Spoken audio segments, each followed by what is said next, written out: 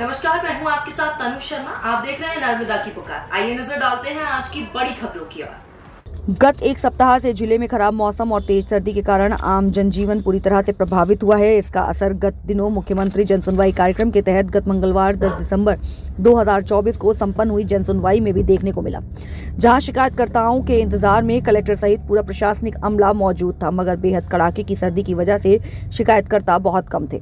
इस कारण मात्र 60 आवेदन प्राप्त हुए। जनसुनवाई कलेक्टर सुश्री रिजू बाफना ने की। इस दौरान कलेक्टर BS सोलंकी, जिला पंचायत CEO संतोष टैगोर, सहायक कलेक्टर शिवम यादव, अनुविभागीय अधिकारी सुश्री मनीषा वास्कले, डिप्टी कलेक्टर राजकुमार हल्दर जन सुनवाई में आए और उन्होंने आवेदनों की समस्याओं को सुना। इस अवसर पर विभिन्न विभागों के अधिकारी भी मौजूद रहे। इस दौरान कुछ शिकायतकर्ताओं ने वर्तमान में जनसुनवाई की प्रशासनिक कार्यशैली पर हमारे संवाददाता से कहा कि जिला मुख्यालय पर आयोजित जनसुनवाई के दौरान प्रस्तुत आवेदनों का निराकरण तय समय सीमा में नहीं होने से आमजनों में जनसुनवाई के प्रति विश्वास नहीं है। शिकायतकर्ताओं ने बताया कि जिला मुख्यालय पर प्रशासनिक अधिकारियों के द्वारा तो तत्काल कार्रवाई होती है, परंतु धरातल पर संबंधित विभागों के शासकीय कर्मचारियों सहित ग्राम के संबंधित पटवारी, गिरदावर, रोजगार सहायक, सरपंच, सचिव, जन स्वास्थ्य कर्मी एवं पुलिसकर्मी मुख्यमंत्री जनसुनवाई जैसी अति महत्वपूर्ण योजना में जानबूझकर मनमाफिक पलीता लगाने में कोई कसर नहीं बरत रहे हैं। कार्रवाई करने के बजाय उल्टा शिकायतकर्ताओं को ही परेशान कर रहे हैं। यहां तक कि मुख्यमंत्री डॉक्टर मोहन यादव के सख्त निर्देश के बावजूद शिकायतकर्ताओं को संबंधित विभाग अधिकारी के द्वारा की गई कार्रवाई से लिखित और अवगत नहीं कराया जाता। ऐसे हालात में अति गरीब निर्धन शिकायतकर्ताओं को भीषण सर्द हवाओं और खराब मौसम में भी बेवजह जिला मुख्यालय तक कई बार व्यर्थ आना जाना पड़ता है। कलेक्टर के सख्त निर्देश के बावजूद तहसील एवं जनपद स्तर पर आमजन को सुलभ न्याय नहीं मिलता है। इस कारण समस्या यथावत बनी रहती है। कई महीनों और सालों तक शिकायतों का कोई समाधान नहीं हो पाता। समय रहते शासन व जिला प्रशासन को इस मामले में उदासीन और लापरवाही बरतने वाले शासकीय कर्मचारियों के खिलाफ सख्त और कड़े कदम उठाना चाहिए। शाजापुर से हमारे वरिष्ठ संवाददाता नरेंद्र रिड़वा की रिपोर्ट। आपको हमारे इस चैनल के माध्यम से आयोजित जन सुनवाई में आवेदक, आपका नाम? जगदीश। क्या समस्या है आपकी? मैं मेरे आवासीय पट्टे के लिए आया था, संबंध में आया था जन सुनवाई सायापुर। आवासीय पट्टा आपके ग्राम पंचायत कौन सी है? बिकला खेड़ी। आपको पट्टा किसने जारी करा है? ये पट्टा हमारे को ये कागज़ मिला है, पंचायत द्वारा जारी करा। अभी आपने बताया कि आप जन सुनवाई में लंबे समय से आवेदन दे रहे हैं। हाँ, करीबन मेरे को 3 साल, ये चौथा साल चल रहा है। कितने आवेदन दे चुके हैं अभी तक आप? मेरे पास सभी डेट के पड़े 18 से लेकर मैं 23 तक दे चुका हूँ। जन सुनवाई में कितने आवेदन दिए आपने? जन सुनवाई मैंने 4 आवेदन दिए। आप अभी तक जन सुनवाई से संतुष्ट नहीं है? बिल्कुल संतुष्ट नहीं है साहब। अच्छा, सही मायने में थोड़ा पब्लिक को भी मालूम पड़ना चाहिए जन सुनवाई में होता क्या है। आप अपने जन सुनवाई में तो पहले तो ठीक ठाक काम होता, लेकिन अब तो उससे बेकार काम होने लगा। बेकार में क्या? बेकार में सर ये कि आज मैं आवेदन देने गया तो जैसे कि वो होता नहीं कि कोई कागज़ लेके अपन जैसे डस्टबिन में पटक दें। एक मिनट। मध्य प्रदेश के मुख्यमंत्री डॉक्टर मोहन यादव जहां क्षेत्र की ग्रामीण जनताओं की जन समस्या के लिए शासन और प्रशासन को व्यवस्थित करने में रात दिन जुटे हुए हैं, वहीं शाजापुर जिला मुख्यालय पे देखने में आता है कि पिछले 20 वर्षों में जो जन सुनवाई हो रही है वो जन सुनवाई न होकर एक खानापूर्ति का मुख्य केंद्र बन चुकी है। क्या वजह का आप जन सुनवाई से नाराज़ हैं? सर पहले तो वो क्रमांक नंबर में ये सब लिखते थे, आपको बताता हूँ। बताना नहीं, आप जवाब दो। बोले ये कार्ड बना के पूरा देते थे, अब तो वो डायरेक्ट। मध्य प्रदेश के पूर्व मुख्यमंत्री शिवराज सिंह चौहान के कार्यकाल में जब जन सुनवाई प्रारंभ हुई थी आज से 20 वर्ष पहले, तब इस टाइप का कार्ड आवेदकों को दिया जाता था। आवेदकों का मानना है कि जन सुनवाई अब केवल खानापूर्ति का एक मुख्य कारण बन चुकी है।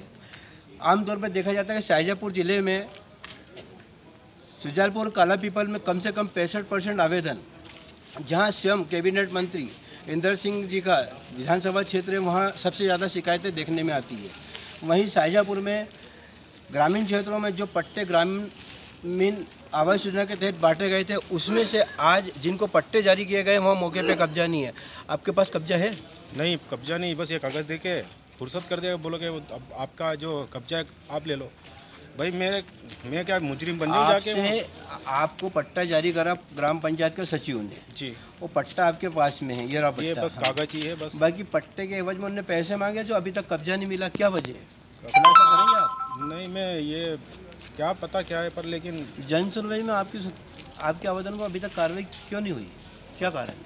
पता नहीं, मैं तो दे चुका हूँ आवेदन, लेकिन क्यों ये हो नहीं रहा है, या फिर उनको कुछ और चाहिए पिछले 2 दशकों से जो जन सुनवाई मध्य प्रदेश में आम जनता की समस्याओं के निराकरण का एक मुख्य केंद्र बिंदु बनी हुई थी, आज वहीं जनता हताश है। आज भी मंगलवार है, मैं जन सुनवाई के दौरान खड़ा हूँ।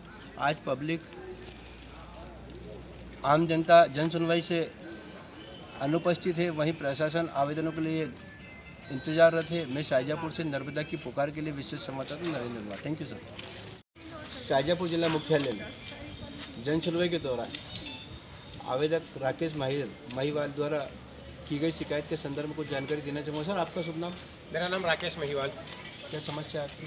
सर जी, मैं अस्पताल से मैं कुछ गलत काम चल रहे थे, कुछ चोरी वगैरह। और एक मिनट सर, जो पूछा जाए। हाँ जी। गलत काम से तात्पर्य क्या चल रहे हैं गलत काम में? ठेकेदार और वहाँ के कर्मचारियों की साठगांठ से बहुत सारे ऐसे अव्यवस्थित काम हो रहे हैं, जिनका मैंने अभी कम से कम। आपके ठेकेदार का गवर्नमेंट से अनुबंध हुआ है, स्वास्थ्य विभाग का? हाँ जी। उस ठेके में बीमा पॉलिसी जी, GPF, हाँ जी, भविष्य निधि की पूरी पात्रता कर्मचारियों को आना चाहिए। हाँ जी।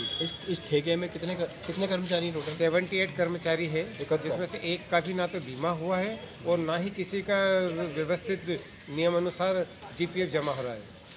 अगर ठेकेदार जमा कर भी रहा है तो किसी के 400, किसी के 120। जिनकी भी मैं शिकायत कर रहा हूँ, कितने रसूखदार है कि 2 साल से जनसुनवाई में देने के बाद भी आज तक के जनसुनवाई से मेरा इस समस्या का हल नहीं हुआ। आमतौर पे जनसुनवाई जो पिछले 15-20 वर्षों से चल रही है, 2 मुख्यमंत्री के कार्यकाल में जो जनसुनवाई में जिस प्रकार से समस्याओं का निराकरण होता था, आज भी मैं जनसुनवाई के दौरान कलेक्ट्रेट कैंपस में मंगलवार को खड़ा हूँ। तो यहाँ जन सुनवाई के प्रति आम जनता का रुझान इसलिए कम होता चला जा रहा है कि मुख्यतः देखा जाए प्रशासनिक स्तर पे तो कार्रवाई होती, मगर धरातल पे कोई कार्रवाई नहीं होती। स्वास्थ्य विभाग की हम चर्चा करें, स्वास्थ्य विभाग में कलेक्टर महोदय द्वारा पर डे कई अधिकारियों की ड्यूटी बदलते हुए लगाई जा रही है, मगर उसके बावजूद भी स्वास्थ्य विभाग में जो आम जनता को तकलीफों का सामना करना पड़ रहा है, उसका अभी तक कोई निराकरण नहीं हुआ है। स्वास्थ्य विभाग में जो कुछ भी अभी बदहाली चल रही है, दुर्दशा है, उसके लिए कौन जिम्मेदार है? उसके अंदर वहाँ के कर्मचारी, वो जो अधिकारी वर्ग है, वही जिम्मेदार है। उनको सब पता है कि अस्पताल में क्या चल रहा है, पर कोई भी इसके खिलाफ कार्रवाई करना ही नहीं चाहता। मैं शाहजहाँपुर से नर्मदा की पुकार के लिए विशेष समाचार नरेंद्र। Thank you sir.